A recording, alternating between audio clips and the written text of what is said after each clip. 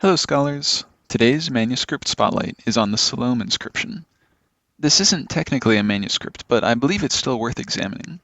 This inscription was likely made in the 8th century BC, and it's one of the oldest surviving Hebrew texts. This inscription commemorates the completion of the Siloam Tunnel in about 700 BC, which brought water into Jerusalem from the Gihon spring outside the city.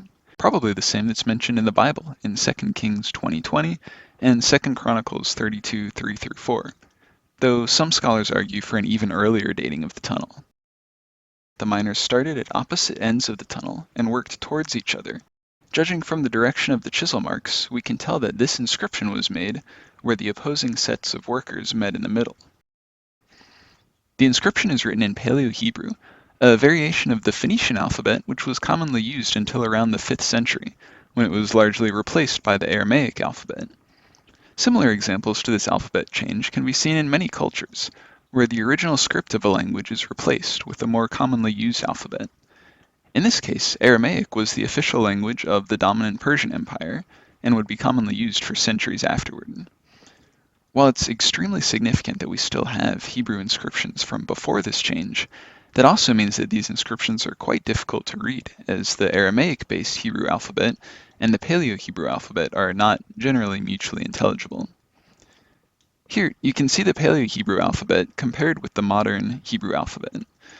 While there are some discernible similarities, most of the letters are different enough to not be recognizable. I've included a link to this chart in the description, and I'd recommend having it handy if you're wanting to read along.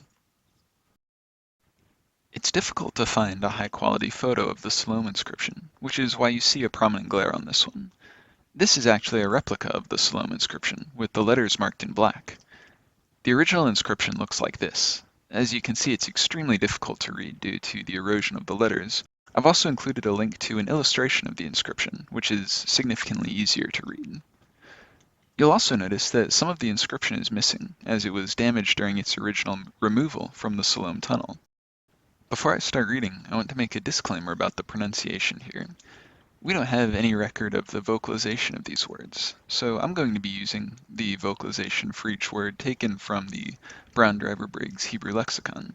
This means that the vocalization I'm using could very well be incorrect. Additionally, due to this being such an ancient inscription, pushing 3,000 years old, some words are different from modern Biblical Hebrew. However, on the whole, it's remarkable how readable it is with just a little knowledge of Hebrew. And finally, due to the fragmentary nature of this inscription and difficulty identifying certain letters, the translation is somewhat debatable. So I'll be sticking to a slightly modified version of the Hebrew transcript and English translation from Kautsch and Wright. With that out of the way, let's get into the reading. First, I'll read the inscription straight through in Hebrew, and then walk through the translation. The inscription reads, Hanakaveh, Veze, Haya, Davar, Hanakaveh, Ba'od, Hagarazen, Ish, El, Ruah, V'Ba'od, Shalosh, Amat, Lahanekev, Kol, Ish, Kara. El, Rao, Ki, Hayat, Zada, Betsur, Miyamin, El, V'Bayom, Hanekava, Hakcho, Hachatzavim, Ish, Lekarat, Rao, Garazen, Al, Garazen, V'Yalakhu, Hamayim, Min, Hamotza, El, Haberecha, B'Meyatim, V'Elef, Ama, V'Meyat, Ama, Haya, Gova, Hatzur, Al, Rosh, Hachatzavim. I'm going to be stepping through this very finely, so even if you've never learned Hebrew before, you should be able to read this on your own by the end. The breaking through, Hana Keveh.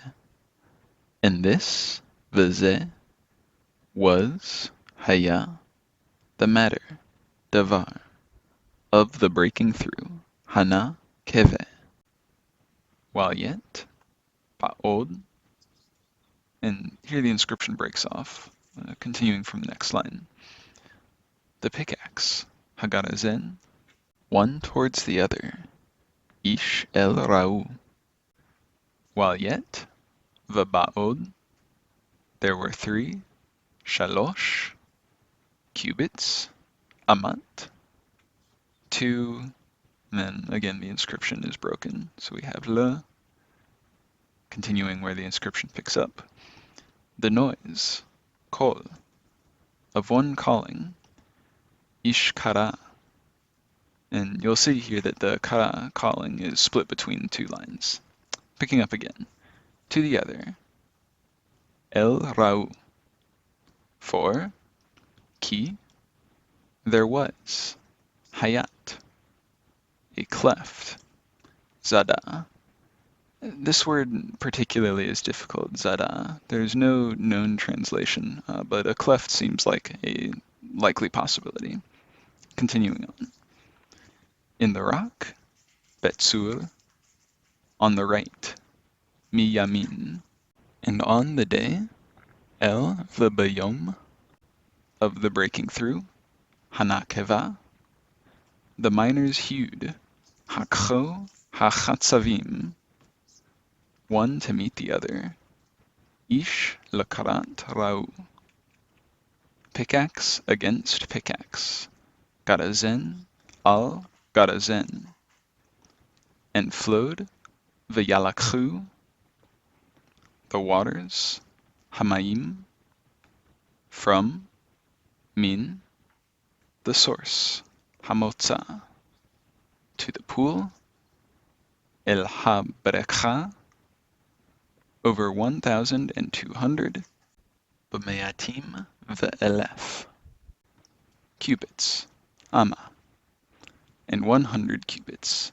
v'me'at ama, was the height, haya gova, of the rock, hatzur, above the head, al rosh, of the miners, hachatzavim.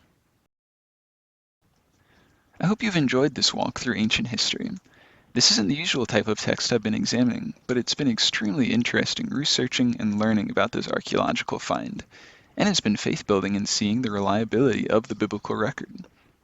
Please let me know if you have any questions, comments, or suggestions, and I'll see you again on the next Manuscript Spotlight.